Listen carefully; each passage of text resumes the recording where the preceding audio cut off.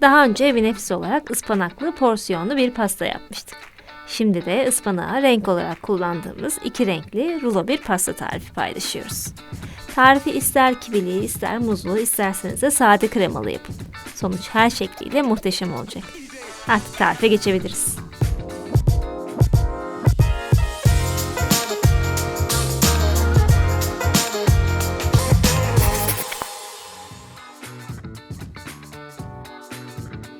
İşe kremayı hazırlayarak başlıyoruz. Önce sütü tencereye aktarıyoruz. Üzerine de şeker, 1 adet yumurtanın sarısı, nişasta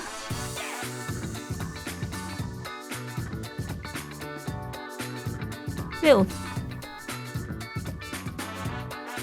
Tüm malzemeler karışana kadar çırpıyor ve pastacı kremasını orta ateşte pişiriyoruz.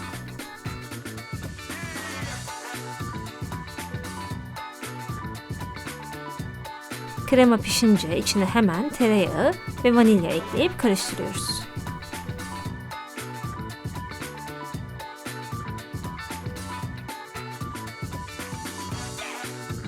Üzerine poşeti krema ile temas edecek şekilde örtüp dolapta soğutuyoruz. Artık pandispanyayı hazırlayabiliriz. Bu pandispanya 2 renkli olacak. Yeşil rengi ıspanakla vereceğiz. Ispanağı püre haline getirmek için içinde pandispanyada kullanılacak sıvı malzemeleri ekleyip blenderdan geçireceğiz. Ilık su ve yağ. Ispanağı da kaynar suda yumuşattık ve süzdük. Burada 2 renkli bir pandispanya hamuru hazırlayacağız. Ve bunu yumurtaların sarılarıyla beyazlarını ayırarak yapacağız. 4 adet yumurtanın beyazlarını bir kaseye kırıyoruz. Sarılarının ise 2 tanesini bir kaseye, kalan 2 tanesini de başka bir kaseye koyuyoruz. Yani toplamda 3 kasemiz var.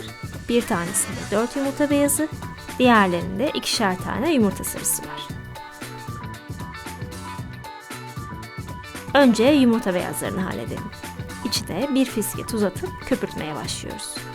Biraz köpürme oluşmaya başlayınca içine şekeri yavaş yavaş ekliyor ve mikserin yüksek ayarında çırpmaya devam ediyoruz.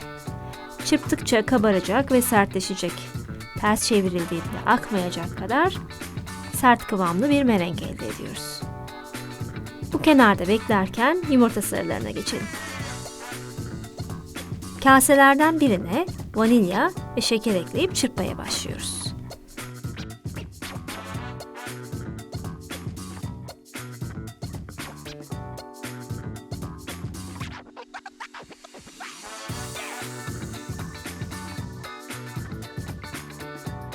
Yumurtanın rengi açılınca sıcak suyu ve yağı ekliyoruz.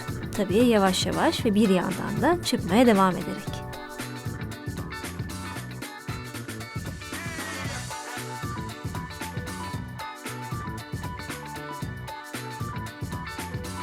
Sıra katılarda.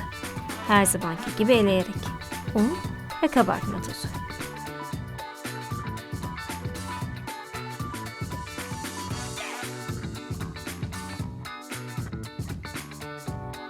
Hepsini çırpıyoruz.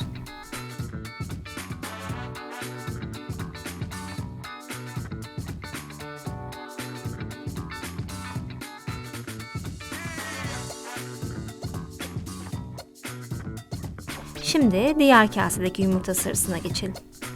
Vanilya ve şekerle aynı şekilde çırpıyoruz.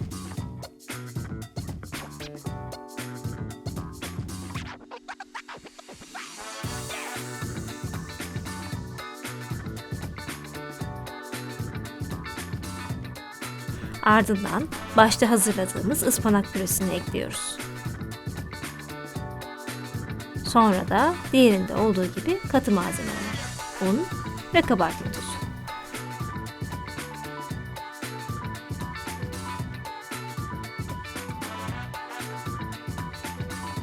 Bakın çırpıldığında rengi bayağı yeşil oldu. Şimdi başta yumurta beyazıyla hazırladığımız merengi ikiye bölüp diğer kasedeki karışımlara eşit şekilde ekleyeceğiz. Benim yaptığım gibi teraziyle yapabilirsiniz veya göz kararı da yapabilirsiniz. O kadar fark etmeyecektir. Merengin yarısını ıspanaklı olan karışıma ekliyoruz. Tabii beyazları söndürmeden, her zamanki gibi alttan üste doğru katlayarak.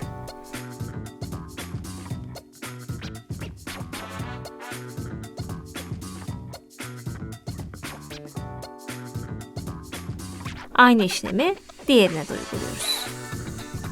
Biz farklı bir görüntü oluşturmak için böyle ayrı ayrı iki hamur yaptık. Siz hepsini yeşil veya ıspanağı tamamen tariften kaldırarak sade bir pandispanya da yapabilirsiniz. Kek hamurunu şeritler halinde tepsiye dökeceğimiz için sıkma torbası işimizi kolaylaştırır.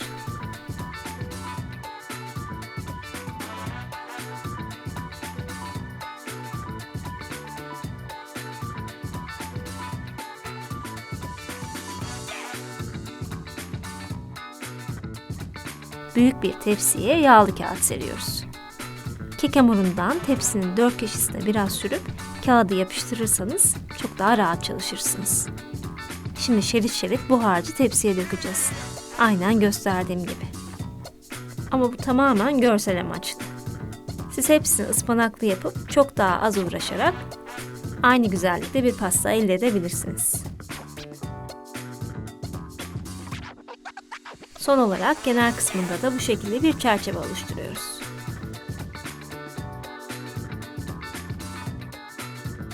Şimdi pişirme. 170 derecede 10 dakika pişireceğiz.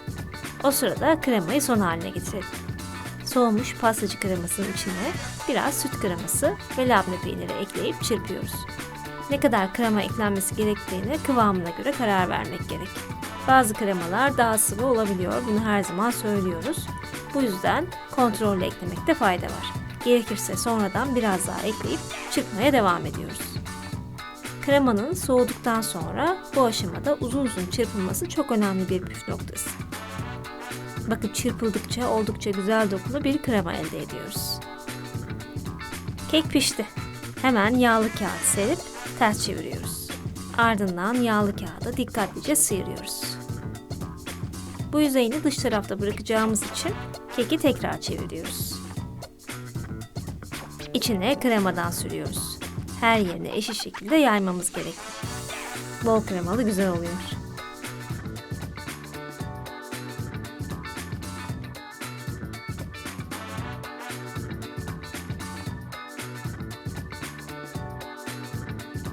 İçinde ben görüntü açısından uyumlu olsun diye kivi kullandım. Muzla da çok güzel olur. Uçlarını kütleştirdiğimiz kivileri bütün halde boşluk kalmayacak şekilde diziyoruz. Artık sarabiliriz. Yağlı kağıttan yardım alarak rulo yapıyoruz. Bu şekilde yağlı kağıda sarıp dolapta 1-2 saat beklemesini sağlıyoruz. Kremanın biraz soğuyup katılaşması gerekiyor. Diğer türlü dilimler çok iyi çıkmayabilir. Gerçekten yumuşacık, çok güzel bir pasta oldu. Bir dilim keseyim ve ne kadar yumuşak olduğunu kendiniz görün.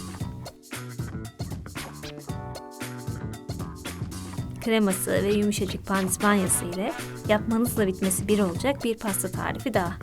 Umarız en kısa zamanda dener ve deneyimlerinizi de bizlerle paylaşırsınız.